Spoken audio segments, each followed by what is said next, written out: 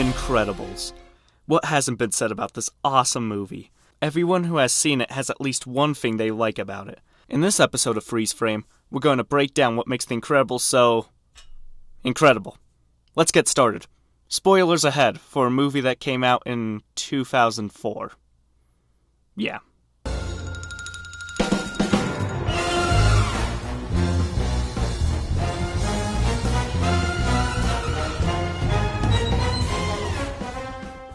The first thing The Incredibles has is a great script. It perfectly balances the action scenes with the fun family comedy. Which exit do I take? Traction Avenue. That'll take me downtown. I take 7, don't I? Don't take 7! The story starts with the glory days of superheroing. We follow Mr. Incredible on a normal crime-fighting routine. We soon meet Buddy, Mr. Incredible's biggest fan. Mr. Incredible doesn't want a sidekick and leaves Buddy behind. Skipping ahead a few years, supers are outlawed and Bob is a parent looking to recreate his glory days of being a superhero. When he gets a strange invitation to work as a super again, Bob has to hide his new job from his family.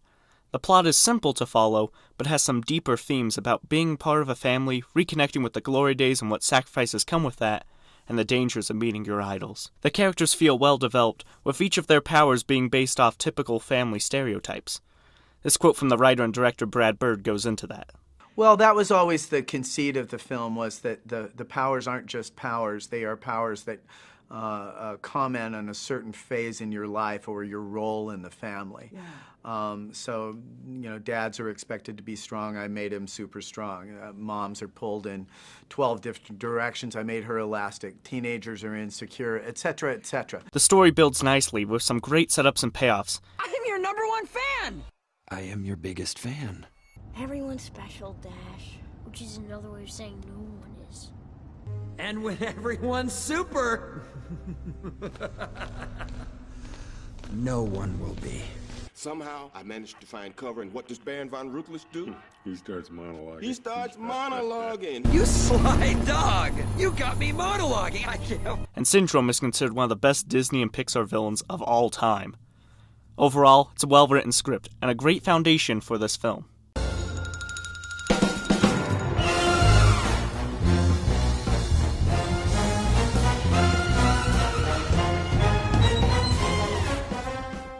The world of The Incredibles is also well designed. The world feels like a comic book come to life.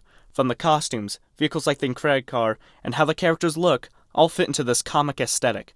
The big design standouts, however, in my opinion, are Syndrome's lair and the terrifying Omnidroids. The lair has many elegant features that at times feel more like a resort than an evil lair. From the outside tram system, to the clean hallways and rooms, to the lava wall and main computer. It all surprisingly fits well on this island base and blends together. The other big unique design standout is with the Omnidroids. Seeing the progression of the droids is interesting, and the ones that they fight have unique weapons and features. The design is simple, pretty much narrowing down to a giant ball with legs, but the creativity with how it moves and attacks is what really makes this design stand out from other giant killer robots in past movies.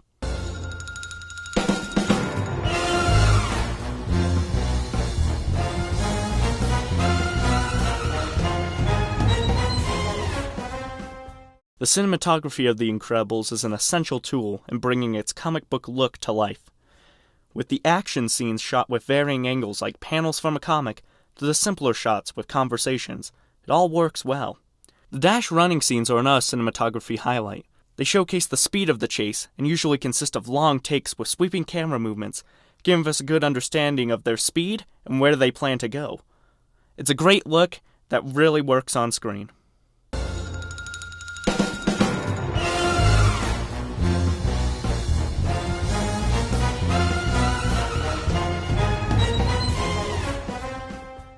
The editing in this film is solid. It does its job in keeping the action on screen entertaining and fun to watch. There are a couple scenes, however, where the editing is perfect. The main scene I'm talking about is when Mr. Incredible finds out what happened to the other supers. The scene is already intense, but the Pixar team decided to juxtapose the scene with Mr. Incredible about to find out where he is. This adds intensity and makes the scene so memorable. The camera slowly pushes in towards the characters as we reach this emotional climax of this moment. And then when the alarm goes off, the scene is edited with such a fast tempo to barely give the audience time to understand what is happening on screen. This scene is excellent and a real highlight of the film.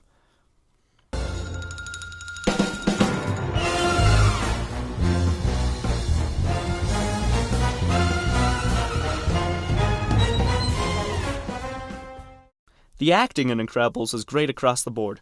Jason Lee's Syndrome really steals the show, though, with his overconfidence and energetic voice.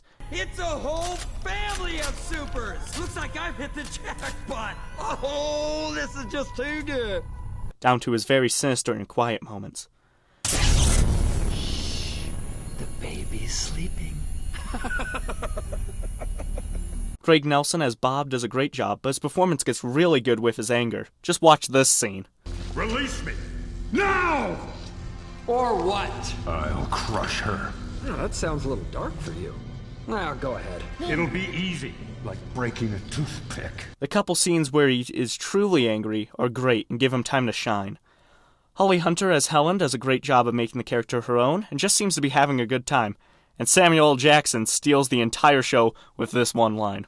Honey! What? Where's my super suit?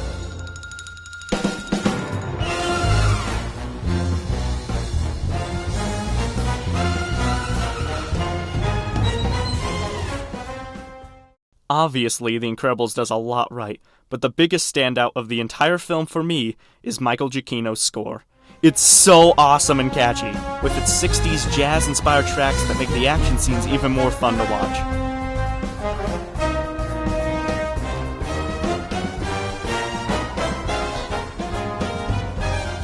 However, the artist knew when the music needs its quiet moments.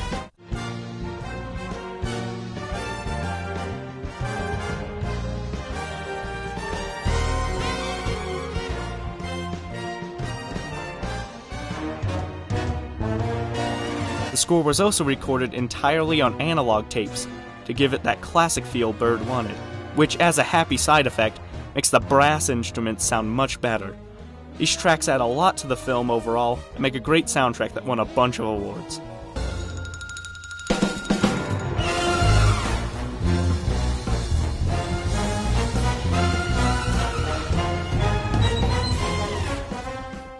At this point in his career, the only animation experience Brad Bird had was with 2D. By moving into 3D, this film had a lot of animation obstacles that it had to overcome, so many that Disney actually suggested that they make it a live-action film instead. But Bird held out and made the film work with his style. This film is an homage to 1960s comics, and it shows through every directorial decision. This film is so good because of the clear vision Bird had for this project. In conclusion, The Incredibles is incredible. It does everything in its own style and makes itself stand out as a unique comic book film. Brad Bird had a clear idea of what this film would be, and it shows through every frame. Thanks for watching Freeze Frame. My name's Jared, and we hope to see you next time.